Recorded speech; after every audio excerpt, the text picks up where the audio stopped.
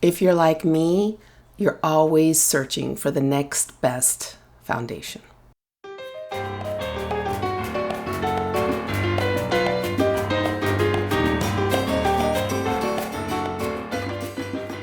Welcome to my channel. I'm Makeup Maria from Miami. If you're interested in the new SAIE foundation, that's what we're going to talk about today. We're also going to compare it to some other of my tried and true foundations. So let's do it. Okay, before I get into it, I want to say that SAIE is proudly pro-choice, which is wonderful because this channel primarily focuses on pro-choice beauty brands. If that's not for you, feel free to hit the road, Jack. So people, I'm still sick. I went to the doctor. She threw a bunch of stuff at me and I think I'm on the path to recover, but I'm still not 100%. So my voice is not great. My energy level is not great. So I apologize for that ahead of time. If you're new to my channel, I am a mature person and I have very dry skin. I also use tretinoin, which makes my skin very dry, and I have some acne scars and large pores and wrinkles. So I've got a myriad of issues, and so that's why I've always used medium to full coverage as far as foundations. And now that I'm getting older, I'm really into, 8 times out of 10, I'm wearing no makeup or very little makeup. Oftentimes I'll just wear a tinted sunscreen and I'll do my eyebrows. And so when SAIE came out with this new foundation that was glowy, that had some skincare ingredients, I decided to give it a shot. Okay, SAIE is the foundation that I have on, and I will insert some B-roll of me applying it so you can see. It is $40. It is made to move with you. Luminous skin-like finish, weightless serum texture, formulated to hydrate, brighten, and plump, lightweight, and breathable. Let's see, what else does it say? It is the supercharged ingredients. It's 15% weightless pigment, 85% skincare serum. It has proprietary hydrobounce complex. Delivers 5 times more hydration than traditional hyaluronic acid. It has sugar-derived squalene, is lightweight and absorbs quickly, locks in hydration. It has polyglutamic acid, delivers immediate and long-term plumping benefits. One more thing, they even tell you on the website how to recycle, to remove the pump and cap and recycle via our partnership with Pact Collective. Toss the carton in your home compost or recycling bin and you're good to go. Oh, you got to clean out your foundation, of course. So, excellent. Okay, and so as I mentioned, I'm always searching for a new holy grail foundation. So I'm a bit of a foundation junkie. I wore for many years the YSL All Hours foundation. This is in B40 Cool Sand. It is a little too drying for me now, but I have a bottle here that I barely used. But it's a really nice foundation if your skin is oily, normal, maybe even combination.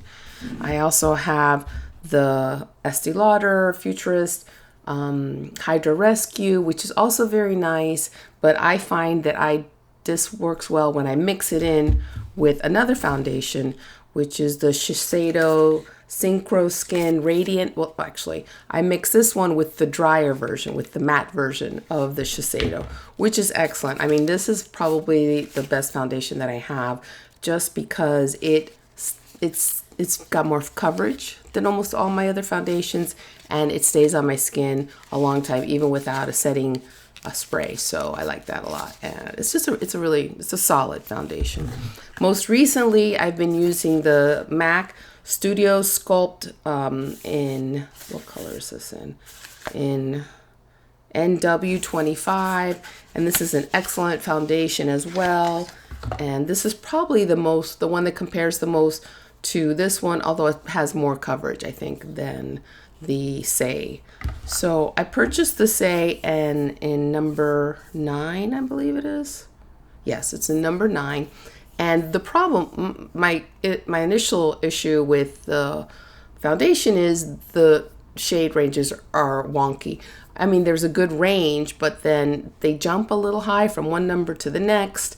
And so I typically have a lot of foundations in my shade because, you know, the market has been that way and just recently has grown to be more inclusive and to include deeper skin tones. So I typically don't have a problem finding my color, but with this one, it just kind of jumped from 9 to 10, was like a very, very deeper color.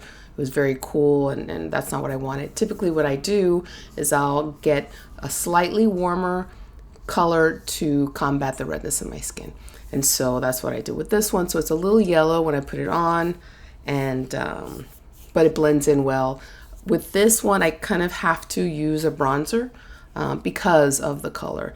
When I use this Shiseido, this color is a little bit darker, and so also, and the Estee Lauder, so I typically don't have to put on as much bronzer. Okay, so I've tried this on 3 times. The first time I tried it on, I had a very strong mineral sunscreen, which I typically wear with nothing else on. And it was very surprising how well it went on top of it. It blurs. I mean, for me, blurring foundations are top notch. That's what I'm looking for in a foundation because I have large pores and acne scars. And it blurred really well. I was surprised. So I went to the gym, came back. I still had that coverage. I thought that was really amazing. First of all, that it went over a kind of heavy sunscreen without an issue, and that it stayed on through the workout. Not that I am a fiend when I work out. It's a mild spin workout, but still, the coverage was still there, and so that was amazing.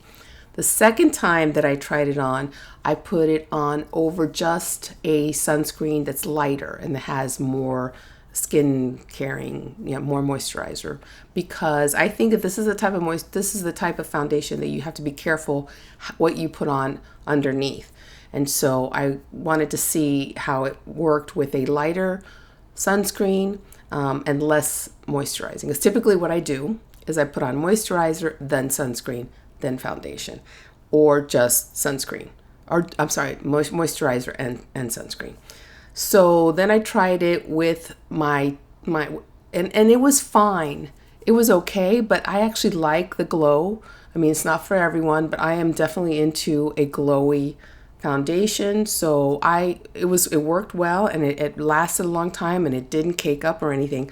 But I wanted to try it today with my normal skincare. So I have a serum that I put on that's, watery, lightweight. Then I put on a moisturizer, my Tatcha, which I've talked about a million times.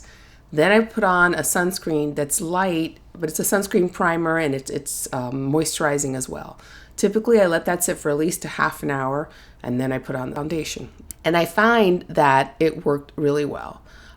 It does blur really well. It blurs maybe not as well as the first time I put it on when it just was over sunscreen. So I'm going to have to keep playing with it, but it still blurred really nicely. And put a little tiny bit of powder just to set it a little bit, and it covers really nicely. As you'll see in the B-roll, I used my hands and then went back with a dry beauty blender just to set it a little bit, although the first couple of times I didn't even set it with the beauty blender or with powder, and it was just fine. It didn't really need further blending. I also don't use brush, so I didn't purchase the brush, and I didn't really want to use the brush. My impression is that it's a super blurry foundation, which is what I like a lot. If it were just a tad darker, it would be better for me, just because, again, I typically match my body, and my body is a lot darker than my face. And also, I like it to be a little bit warmer. That way I don't have to use as much bronzer and those. But this is actually a very nice match for my skin. It's a little bit yellow when it first goes on, but it's nice. So I think that this foundation, I will continue to play with it, but I think for me it's going to be the natural day type of foundation, just because it is more glowy, it is more natural, and I'm used to a little bit of a heavier coverage. Although I don't know, I did try building it up a little bit around my nose, which is my problem area, so we'll see if maybe I changed my mind about that. Okay, so my impression is I'm really glad I purchased it. I had a feeling that this was going to be something that I would enjoy because people kept talking about how it blurred the pores. Other people have had issues with it staying on or transferring. I have not had that. The only thing I can say is that maybe when I went to the gym and wore it later on, when I was taking my makeup off, I did see that it collected a little bit here, which is an area that I have always clogged pores no matter what I do. But that happens with all my foundations, so I can't say that it's a deterrent. I'm going to continue using it, but I'm very happy that I got it. I think it's affordable. If you're in the market for a new foundation and you have dry skin or mature skin, then I definitely would suggest you go and get a sample and try it out, because the colors are a little wonky, so you definitely need to test the color before you purchase it. I got lucky. I was really ready to return this when I ordered it online, but luckily it works for me, even though I kind of would like a darker color. As far as the skincare benefits, I mean, I don't know. It's hard to say since I've only used it for the last couple of days. It's nice that it's there. I typically do not look for skincare benefits. I have my skincare that I use separate from foundation, but it doesn't have sunscreen, which is nice too, because again, I always have my separate sunscreen. So the Sephora sale is just around the corner. So if you're in the market for a new foundation, maybe it's a good time to try SAIE, and it is Prochoice. Yay. Thank you for watching. I hope this video was useful for you. Please let me know if you want any other comparisons or if there's something else out there from a Prochoice brand that you'd like me to try on. I'm happy to do that. Stay safe, wear sunscreen, and abortion is healthcare. Peace. Also use tretinoin, which makes lightweight and breathable. It has proprietary